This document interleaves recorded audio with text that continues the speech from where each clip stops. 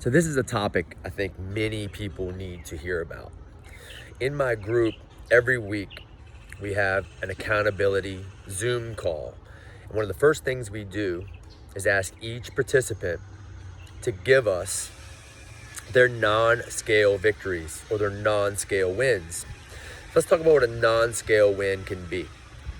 It could be losing body fat. The scale may have not moved. It could be energy levels. It could be increased cardiovascular endurance. It could be getting stronger. It could be adding another hole to their belt, so their clothes are obviously starting to feel better. It could be mental clarity. It could be self-image improvements, self-confidence, anything that can't be measured on a scale. Right? We often forget about those because we hyper-focus on the scale. But there's another non-scale victory that I've seen twice this week, and it's not seen as a win or a victory. It's seen as a negative or something that discourages someone, and it's maintenance. It's called maintenance. Now, maintenance could be bad, right? If you're maintaining your worst weight or you're maintaining the worst health you've ever been at, you've been there for extended periods of time. But what if you've lost 50 pounds or 30 pounds and you've maintained that 30 or 50 pound weight loss for an extended period of time? What about that? How about we look at that in a positive manner and not a negative manner? Because I really do believe it's a win. And it might be something that I am kind of delusional about. But I think when you have a client or you yourself may have struggled your entire life and yo-yoed throughout your entire life and have gotten to maybe a particular goal or have had some wins, and you got to that maintenance sticking point where the scale wasn't moving anymore, you got discouraged, and what did you do? What do you normally do? You go back to your old ways. You get discouraged, the scale is not moving, you go back to your old ways, you gain the 30 back plus 10. Happens all the time. So what I want you to think about is if that's ever happened to you, and what type of action did you go back to your old ways? Or I want to suggest that we look at it a different way. It was obviously working what you were doing, right? That's why you lost 30 or 50 pounds. It was working. Now, life may have gotten in the way.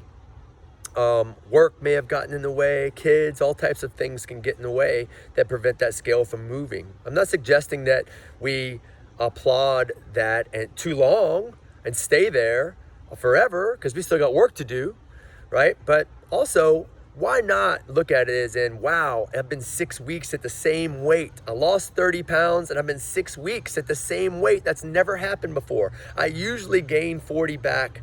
I usually gain the 30 back plus another 10 and have to start back from scratch next January, right? These are things that most people do. So why not look at that 30-pound weight loss and you're maintaining it for 6 weeks as a positive instead of a negative? I think we're too hard on ourselves.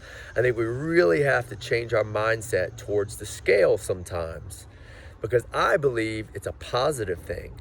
You didn't go back. You haven't gained it back. You didn't do what you've always done. So something different's happening here. And we talk about the water line analogy. Good things are still happening. If you've lost 30 or 40 pounds and you've maintained it for 6 weeks, you're a healthier version of yourself. Now, we still have work to do, and there's tweaks we need to make, and we need to consult and talk about it, what some things we can do to make that scale start moving again. But I think we have to change the mindset and look at it as a positive and not a negative. Nothing to get discouraged about. You may be frustrated. I can understand that, but you shouldn't be frustrated to the point where you go back to your old ways, because this isn't a sign that what you were doing isn't working. It worked. It worked. Now we need to find out why it stopped. Right? What changes do we need to make to your life? Could be sleep, stress management, changing your schedule around, just re-strategizing, and figure out how we can break through the little plateau or the sticking point that you're at right now. So if you're struggling out there, I highly advise you to look at your maintenance in a different way. Not as a loss, but as a victory, but as a win. And I truly believe that maintenance, depending on the type of maintenance, it can be Just another non-scale victory. Let's talk about it. Tell me in the comments if you've dealt with this in the past and what did you do about it? Did you go back to your old ways or did you celebrate it as a win and figure out how to break through that sticking point or plateau? Let me know.